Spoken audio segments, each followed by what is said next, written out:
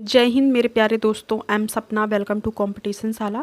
आज हम लोग सरकारी योजनाएं एवं उससे संबंधित मंत्रालय डिस्कस करेंगे, जो कि बहुत ही महत्वपूर्ण केंद्र प्रायोजित जो सरकारी योजनाएं हैं, जो कि हमारे एग्जाम की दृष्टि से बहुत ही महत्वपूर्ण है। समीक्षा अधिकारी और यूपीपीसीएस का जो आगामी पेपर है उसकी दृष्टि से जो है, उन एग्जाम की दृष्टि से ये सरकारी योजनाएं बहुत ही महत्वपूर्ण है, क्योंकि सरकारी योजनाएं हमेशा उत्तर प्रदेश आयोग हमेशा से पूछती आई है। और जो करंट में अभी हाल फिलहाल में योजनाएं लॉन्च हुई हैं तो वो और भी ज़्यादा महत्वपूर्ण हो जाती हैं। तो आइए हम डिस्कस करते हैं। आइए दोस्तों, पहली योजना देखते हैं। पीएम विश्वकर्मा योजना, जो कि 17 सितंबर 2023 को जारी हुई थी। और जारीकर्ता जो मंत्रालय है वो हमें याद रखना है, क्योंकि मंत्रालय भी पूछ लिया जाता है। एमएसएमई मंत्रालय, कौशल विकास एवं वित्त मंत्रालय, ये तीन मंत्रालय जो हैं उनकी उन सभी की जो है कलेक्टिव एक एफर्ट है। मतलब एमएसएमई, कौशल विकास, वित्त मंत्रालय, तो इन तीनों की जो है समन्वित एक योजना है पीएम विश्वकर्मा योजना, जो कि 17 सितंबर 2023 को लॉन्च की गई थी। और जिसमें क्या था, देश के ग्रामीण तथा शहरी क्षेत्रों के कारीगर और शिल्पकारों की आर्थिक मदद करना था मेनली इनको। मतलब कि इनको एम्पावर करने की बात है, जो कि हमारे कारीगर और शिल्पकार वो छोटे स्तर पे ही बस सिमट के रह जाते हैं। तो इनकी जो कार्य को है, इनकी जो कला है, इनकी जो शिल्पकारी है, उसको और ज़्यादा विस्तार देना और भी ज़्यादा एक्सपेंशन मतलब करना, एक्सपैंड करना उनकी जो कलाकारी है, दस्तकारी है। आइए नेक्स्ट देखते हैं। डीप ओशन मिशन और रीच आउट मिशन। जो रीच आउट योजना है, डीप ओशन मिशन है, वो पृथ्वी विज्ञान मंत्रालय उस योजना को जो है जारी की है। और इसमें क्या है, मेनली गहरे समुद्र में सागरी संसाधनों के सतत उपयोग एवं संरक्षण हेतु नवाचार करना। मतलब मेनली क्या है कि जो संसाधन मरीन जो रिसोर्सेज हैं, जितने भी संसाधन हैं, उनका मतलब कि एक्सप्लोर करना उनको, और उसके बाद जो है उनके संरक्षण के लिए जो है और तरह तरह के इनोवेटिव तरीके, टेक्नोलॉजी का विकास करना। तो डीप ओशन मिशन और अनुसंधान शिक्षा प्रशिक्षण आउटरीच योजना जो है रीच आउट योजना के नाम से है, जो कि पृथ्वी विज्ञान मंत्रालय ने लॉन्च किया है। आइए नेक्स्ट देखते हैं। श्रेष्ठ योजना, सीड योजना, ये जो है सामाजिक न्याय एवं अधिकारिता मंत्रालय जो है वो जारी की है। और इसमें क्या है, अनुसूचित जाति के छात्रों को गुणवत्तापूर्ण आवासीय शिक्षा प्रदान करना इसकी श्रेष्ठ योजना का जो मेन उद्देश्य है वो क्या है। इसमें देखिए बिल्कुल एकदम अच्छे से पढ़िएगा, क्योंकि ना इसमें श्रेष्ठ योजना का कूट देके अगर पूछ लेगा आयोग की एग्जामिनर कि इसमें अनुसूचित जाति के लिए या फिर सभी छात्रों के लिए ये श्रेष्ठ योजना है, तो ध्यान देने वाली बात है कि श्रेष्ठ योजना जो हमारी है वो सिर्फ अनुसूचित जाति के छात्रों को गुणवत्तापूर्ण आवासीय शिक्षा प्रदान करने के लिए है। और जो सीड योजना है वो क्या है, घुमंतु जनजातियों के, और जो हमारी श्रेष्ठ योजना है वो जो अनुसूचित जाति के छात्रों को गुणवत्तापूर्ण आवासीय शिक्षा प्रदान करना। सीड योजना हमारी जो घुमंतु जो ट्राइब्स होती हैं उनकी मतलब सेटलमेंट के लिए, वो एक जगह स्थायी रह सके, उसके लिए जो है बीमा आदि के माध्यम से उनको एक मकान की प्राप्ति, ताकि वो उनका आर्थिक सशक्तिकरण और स्थायित्व उनके जीवन में आ सके, स्टेबिलिटी आ सके, इसके लिए सीड योजना है, जो कि सामाजिक न्याय एवं अधिकारिता मंत्रालय ने जारी किया है। युवा 2.0 योजना जो है शिक्षा मंत्रालय ने जारी किया है, ये ध्यान रखिएगा। युवा 2.0 योजना शिक्षा मंत्रालय ने जारी किया है। इसमें क्या है, 30 वर्ष से कम आयु के युवा लेखकों को प्रोत्साहित एवं परामर्श देना। तो एक बार फिर से ध्यान सुन लीजिए। युवा 2.0 योजना जो है वो शिक्षा मंत्रालय ने लॉन्च किया है 30 वर्ष से कम आयु के युवा लेखकों को प्रोत्साहन और परामर्श करने के लिए। युवा 2.0 योजना जो है शिक्षा मंत्रालय ने लॉन्च किया है। उसके बाद आता है विलेज डिफेंस गार्ड योजना, जो कि केंद्रीय गृह मंत्रालय ने जो है, होम मिनिस्ट्री ने ये योजना लॉन्च की है। जिसमें क्या है, जम्मू कश्मीर के गांव में आतंकवादी गतिविधियों से निपटने के लिए, क्योंकि वहां पे जो इंसर्जेंसी है तो गांव वालों का सहारा लेके इंसर्जेंस जो है वहां पे ज़्यादा बढ़ा है, तो इसलिए तो गांव में जो आतंकवादी गतिविधियों से निपटने के लिए जो है वहां पे केंद्रीय गृह मंत्रालय ने विलेज डिफेंस गार्ड योजना वहां पे जारी की है, वो योजना लॉन्च हुई है। उसके बाद वन नेशन वन फर्टिलाइजर, ये भी बहुत इंपॉर्टेंट है। वन नेशन वन फर्टिलाइजर रसायन एवं उर्वरक मंत्रालय ने ये योजना लॉन्च की है। जिसमें क्या है, सभी उर्वरक कंपनियों जिसमें सभी उर्वरक कंपनियों को अपने उत्पाद जैसे यूरिया, डीएपी, भारत नाम से एक ही ब्रांड के तहत बेचा जाएगा। इसमें क्या है कि वन नेशन वन फर्टिलाइजर होगा, जिसमें सभी जो उर्वरक कंपनियां हैं, जितनी भी फर्टिलाइजर जितनी भी कंपनियां हैं, वो जैसे अपने जिसके अपने प्रोडक्ट हैं, जैसे कि यूरिया, डीएपी, वो सिर्फ एक नाम से, एक ब्रांड है, भारत के नाम से जो है वो भारत एक ब्रांड के तहत ही जो है आप उनको बेचना होगा। तो रसायन एवं उर्वरक मंत्रालय, वन नेशन वन फर्टिलाइजर और यूरिया डीएपी जितने भी उनके प्रोडक्ट हैं, सभी कंपनी सबके अपने अलग अलग प्रोडक्ट सिर्फ एक ब्रांड से बेचा जाएगा जो कि भारत ब्रांड नेम से होगा। आइए नेक्स्ट देखते हैं। नमस्ते योजना।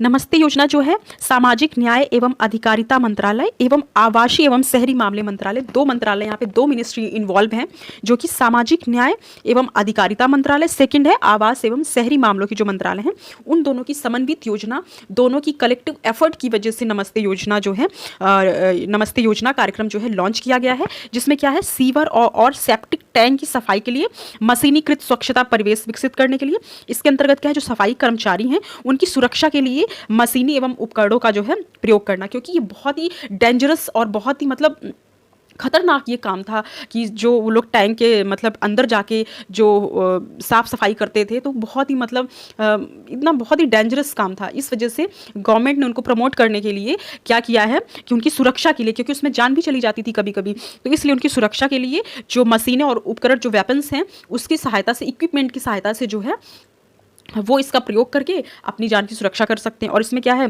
सीवर और सेप्टिक टैंक की सफाई के लिए मशीनीकृत रहेगा, मतलब पूरी तरीके से वो मैन मेड नहीं रहेगा, कि इसलिए वहाँ पे मशीनों का भी प्रयोग करने के लिए जो है नमस्ते योजना लॉन्च की गई है, जो कि सामाजिक न्याय एवं अधिकारिता मंत्रालय, सामाजिक न्याय मतलब कि उनका भी तो एक मौलिक अधिकार है ना, उनका अधिकार है, गरिमापूर्ण जीवन जीने का अधिकार भी तो है सफाई कर्मचारियों को। इस वजह से सामाजिक अधिकारिता एवं न्याय मंत्रालय और आधिकारिक और एक मंत्रालय और ये वाला आवास एवं शहरी मंत्रालय, दोनों की जो है इन्वॉल्वमेंट इसमें है, ताकि जो है वहाँ के जो सफाई कर्मचारी हैं गरिमापूर्ण अपना जीवन जी सके, क्योंकि ये मतलब डेंजरस काम तो है ही, इसके साथ साथ मतलब उनकी जो एक अस्मिता है, उनके जो गरिमापूर्ण जीवन का हनन भी तो होता है ना, ताकि इसलिए जो है मशीनीकृत को ज़्यादा प्रमोट किया जा रहा है। आइए नेक्स्ट देखते हैं। पावरथॉन 2022 की ये योजना है, केंद्रीय ऊर्जा मंत्रालय ने इसको लॉन्च किया था। इसमें क्या था, गुणवत्तापूर्ण बिजली की आपूर्ति तथा बिजली वितरण में मौजूद समस्या का समाधान करना। इसमें क्या था कि क्वालिटेटिव मतलब कि जो बिजली है उसको उसकी आपूर्ति करना, और इसमें जो बड़ी समस्याएं हो रही थी वितरण में, ऐसे ही एक योजना लॉन्च हुई थी उदय योजना जो है 2015 में। उसमें क्या था, उदय मतलब उज्ज्वल डिस्कॉम अश्योरेंस योजना, इसका मतलब था उदय योजना का मतलब, जो कि 2015 में।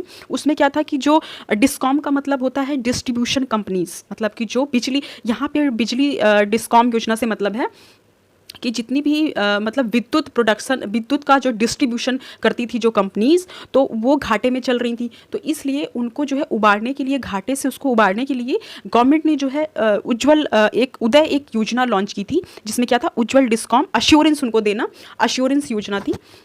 उसमें क्या था कि जो बिजली का जो वैसी ही मतलब उसी के पैरेलल एक योजना ये वाली है पावरथॉन 2022 में, जो कि लॉन्च है।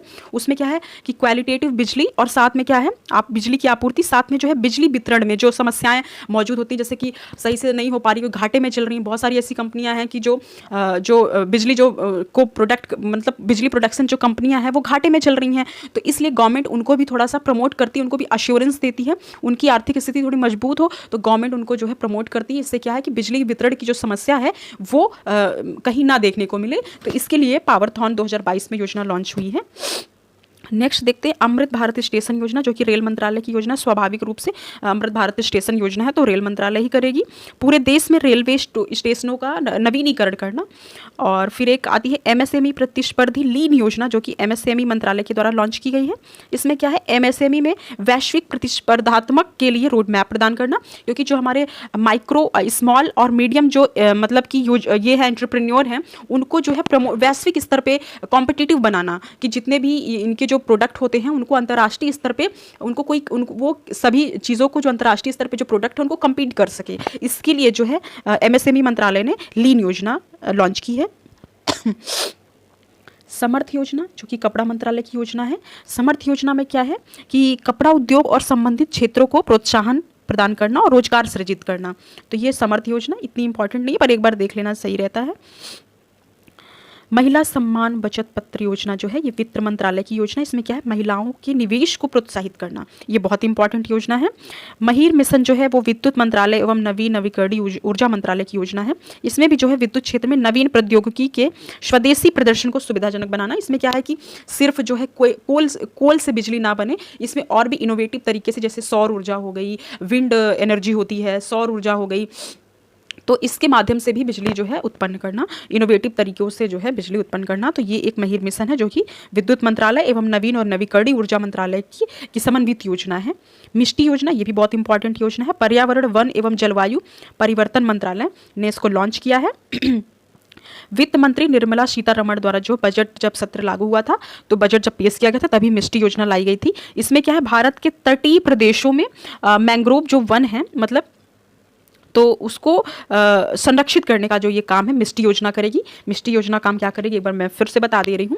वित्त मंत्री निर्मला सीतारमण जी जब बजट पेश की थी तभी इस योजना को जो है इस योजना के बारे में बताया गया था। इसका उद्देश्य क्या था, भारत के जो कोस्टल एरियाज हैं वहाँ पे जो मैंग्रोव वन होते हैं उनको संरक्षण प्रदान करना। मैंग्रोव वन क्या करते हैं, जैसे कि मान लीजिए कोस्टल एरियाज हैं, जैसे तमिलनाडु और ये उड़ीसा, वेस्ट बंगाल वाला जो रीजन है, वहाँ पे चक्रवात बहुत देखने को मिलता है, समुद्री तूफान, सुनामी जैसी स्थिति ना पैदा हो, उसको नियंत्रित करने का काम जो है मैंग्रोव वन ही करते हैं। इस वजह से तटीय क्षेत्रों में मैंग्रोव वन जो है उगाए जाते हैं, मतलब लगाए जाते हैं, जिससे कि वो मतलब तो उनको संरक्षण प्रदान किया जाए। तो मिष्टी योजना हमारी जो है पर्यावरण, वन एवं जलवायु परिवर्तन मंत्रालय ने जो है लॉन्च किया था। आइए नेक्स्ट देख, अमृत धरोहर योजना केंद्र सरकार की सारी योजनाएं हैं। पीएम प्रणाम योजना, पीएम डिवाइन योजना जो है पीएम डिवाइन योजना है। और इसमें मेनली क्या है, आइए देखते हैं। प्रधानमंत्री नरेंद्र मोदी द्वारा शुभारंभ हुआ था। इसमें क्या था, अमृत धरोहर योजना आर्द्र भूमियों का संरक्षण करना, इको टूरिज्म का जो है विकास करना, मतलब इको टूरिज्म का जो है विकास करना, स्थानीय लोगों के लिए रोजगार सृजित करना। अमृत धरोहर योजना का मेनली मकसद यही है। इसमें क्या है कि जितने भी वेटलैंड एरियाज हैं उनको कंजर्व करना, मतलब कि उनको संरक्षित करके इको टूरिज्म को बढ़ावा देना, और स्थानीय लोगों के लिए उसमें रोजगार भी सृजित होगा। पीएम प्रणाम योजना जो है ये भी बहुत इंपॉर्टेंट है। इसमें क्या है, रासायनिक जो केमिकल फर्टिलाइजर है उनके उपयोग को कम करना एवं जैविक खाद का जो है मतलब उसको बढ़ावा देना, उस संतुलित उपयोग करना, मतलब जैविक अगर ज़रूरत पड़े तो जैविक खाद का उर्वरक का हम उपयोग कर सकते हैं। बाकी रासायनिक उर्वरकों का कम से कम, क्योंकि वो बहुत ही हानिकारक होता है, वो हमारे फिर फूड सिस्टम के माध्यम से हमारे अंदर जाता है, जीव जंतुओं के शरीर में जाता है, हमारे अंदर जाता है, तो वो बहुत ही ज़्यादा नुकसान पहुँचाता है।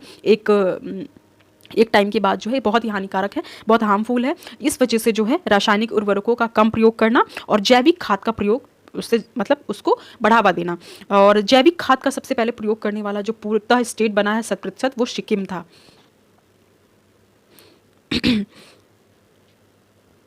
तो ये पीएम प्रणाम योजना के अंतर्गत थी। और पीएम डिवाइन योजना जो है इसमें क्या है, पूर्वोत्तर क्षेत्र में विकास गतिविधियों को बढ़ाना। तो नॉर्थ ईस्ट वाला जो वहाँ पे रीजन है वहाँ पे उसकी डेवलपमेंट को प्रमोट करने के लिए तो पीएम डिवाइन योजना जो कि केंद्र सरकार की योजना है।